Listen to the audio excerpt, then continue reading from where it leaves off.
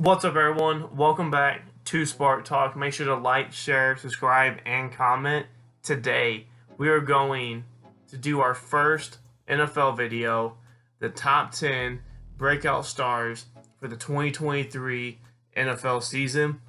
With the Hall of Fame game less than 2 weeks away, we get to see the potential of some of these guys. I'm excited for all these guys on this list for the upcoming year. Also, I do plan to post once a week for the early stage of this YouTube channel, 2 a week at the most. So with all of that out of the way, let's get into the top 10 breakout stars for the 2023 NFL season. The number 10 player on this list is Tampa Bay Buccaneers quarterback Baker Mayfield. And this might come as a shock for y'all that Baker is on this list, even though he did have a semi-breakout campaign in 2020, leading the Browns to their first postseason in 18 years and almost an AFC championship berth if they had a couple of things go the right way for them. But that was 3 years ago, and he's on his 4th team since then.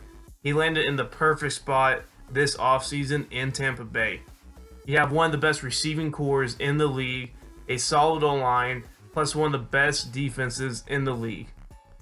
What Tampa Bay has done with Tom Brady is push the ball down the field and look for those big chunk plays on the offensive end. That's what made Baker so successful at Oklahoma, was pushing the ball down the field. And on top of that, in a weak NFC South division, Baker can get his team in the postseason with only just a subpar season. But the pieces are there for him to have another breakout year and get his career back on track.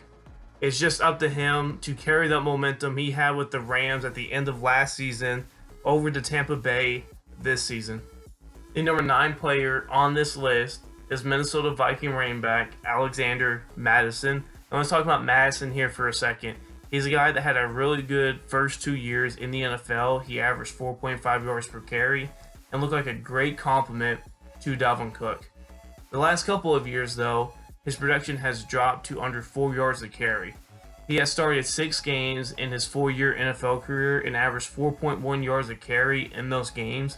And on top of that, in those starts, he has rushed for 2 100-plus yard games and 2 90-plus yard games. He has shown he can be very effective in the starting role, especially with the absence left by Dalvin Cook being released this offseason. I think he's poised to have a breakout campaign, or at least get over that 1,000 yard mark this year in a very high octane Minnesota Viking offense.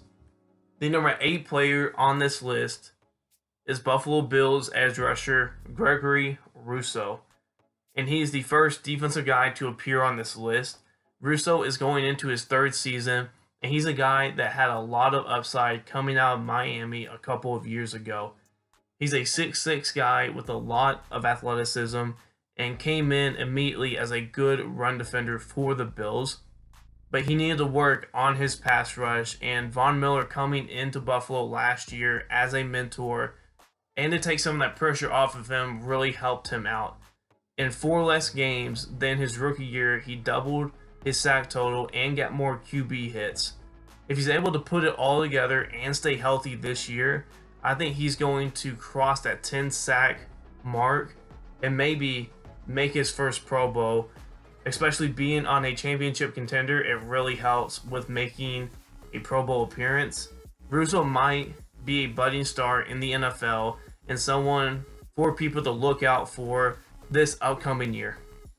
The number 7 player on this list is Cleveland Browns wide receiver Donovan PeoplesJones, and yes, I will call him DPJ because his name takes a long time to say. But DPJ is one of those boom or bust guys because of those new additions to the Cleveland Browns receiving core in the offseason. They added Cedric Tillman in this year's draft, who is a very similar player to DPJ, and they added Elijah Moore from the Jets as a slot guy. I really like DPJ's game a lot. He's a very athletic guy that can go up and get jump balls and be a red zone target. As of 2021, according to StatMuse, the average catch rate is 63.1%, and he was 63.5% last year and under 60% the year before. If he's going to fill that jump ball, that physical receiver role, he needs to get back to around his rookie year numbers of 70%. I think with Deshaun Watson having a full offseason to get back into rhythm and into the swing of the NFL, I think we can see DPJ become that number 2 guy for them, especially if Amari Cooper starts getting the attention on him again throughout the course of the year. DPJ has the athletic tools, and we've seen glimpses of his ability, and I'm hoping he's able to put it all together this upcoming season, because he would be a very, very fun player to watch. The number 6 player on this list is Detroit Lions linebacker Jack Campbell, and he's the first rookie to appear on this list. And yes, rookies can be breakout stars. Just look at Alfred Morris and Andy Dalton in their rookie seasons. And I don't care how the media hypes up players, stars are made and not produced. But let's go back to Jack Campbell here. I really liked his game at Iowa, and he was my favorite linebacker coming out of this year's draft class. He's very intelligent, and he can get down and dirty in the run game. The one thing I want to see him get better at is shedding blocks. If he can do that, I think there's multiple Pro Bowls in his future, and maybe one this year as well. But I think he's one of those rookies that can make an immediate impact right away for his team and can be a leader right away for that Lions defense. The number 5 player on this list is New Orleans Saints wide receiver Rasheed Ahmed. And I like Ahmed a lot. He's a very fast guy that can be a much-needed deep threat for the Saints to pair up with Michael Thomas and Chris Olave. Then you add in the Derek Carr acquisition this offseason, and I think Carr can still be a top 10 QB in this league. And going back to Ahmed, he has very good hands and a very high catch percentage at 82.4%. With Derek Carr there and Olave having a breakout rookie season, along with Michael Thomas being back healthy, hopefully, I think we could see his targets go up this year and his stats go up as well, as a great third option in New Orleans. The number 4 player on this list is New York Giants running back Eric Gray, and he is the second and last rookie to appear on this list. This mainly depends on Saquon keeping his holdout into the season or possibly getting injured at some point, knowing his injury history. But I absolutely love Eric Gray's game if he gets that chance. He was my 5th running back in this year's draft and reminded me a lot of Tariq Cohen. He's a really good receiver out of the backfield. He has the burst to hit the hole and has the power to run over people, as well as the agility to juke them out. I think he'll fit right in with Brian Daboll and what he likes to do on the offensive end. And speaking of the Giants, my number 3 player on this list is New York Giants quarterback Daniel Jones. For a lot of people who might ask, didn't he have a breakout campaign last season? I would just go say, read a headline or go on Twitter. I see nothing but hate for him with little doses of praise in between there. I've really liked Daniel Jones ever since he came out of Duke in 2019. And yes, he's had his ups and downs, but with Brian Daboll there for his second year, I think he can improve his game even more than he did last year. The offensive line has improved tremendously over the last couple of years, and they went and got him some weapons to throw to, or at the least better options than they had last year. He cut back on his turnovers, likely due to the O-line improvements along with Daboll's offensive game plan and coaching. I think this could be the year the Giants make it back to the top of the NFC East for the first time in 12 years, along with Daniel Jones getting his first Pro Bowl nod. The number 2 player on my list is Chicago Bears quarterback Justin Fields. And I'm a Bears fan through and through, so I had to hold back from putting Fields in that number 1 spot. But he deserves a spot on this list and deserves a spot in the top 5 regardless of my biased opinion of him. Also, to go along with his potential and his improvements from his second year in the NFL. His numbers improved in all categories last season while being the most sacked quarterback in the NFL.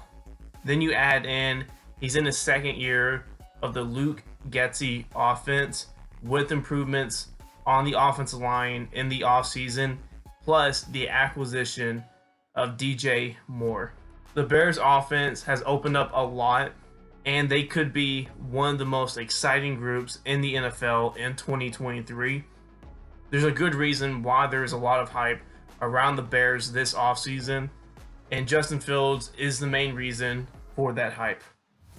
The number one player on my list, and the player I think would be the biggest breakout star in the NFL in 2023, is the Atlanta Falcons quarterback, Desmond Ritter. And I know some people will feel a certain way about this, but I am all in on Desmond Ritter. In 4 games last season, he played pretty solid as a rookie. He had a 63.5% completion percentage, 2 touchdowns, and 0 interceptions. How many quarterbacks can you say didn't throw an interception in their first 4 games in the NFL, let alone their first 4 starts in the NFL? I love the situation that he is in at the moment. The decision to draft Bijan Robinson with the 8th pick was a very underrated move in my opinion. Their head coach, Arthur Smith, was the offensive coordinator for the Tennessee Titans when Derrick Henry was taking over the NFL. And I think he wants to get back to that run-first style approach with the Atlanta Falcons and have rollouts and play action be the bulk of the passing game. Then you look at the key additions the Atlanta Falcons have got in recent years. This year, they picked up Matt Collins from the Las Vegas Raiders and Scotty Miller from the Tampa Bay Buccaneers.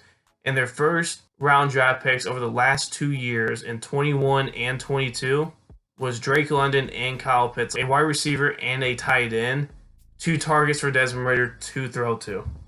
The Falcons will be a very fun team to watch this year. And like I said with Baker Mayfield, this is a very weak NFC South division, and a subpar record could definitely get you into the postseason. I think Atlanta may have found their next star QB and somebody that they can count on for the next 10 years plus.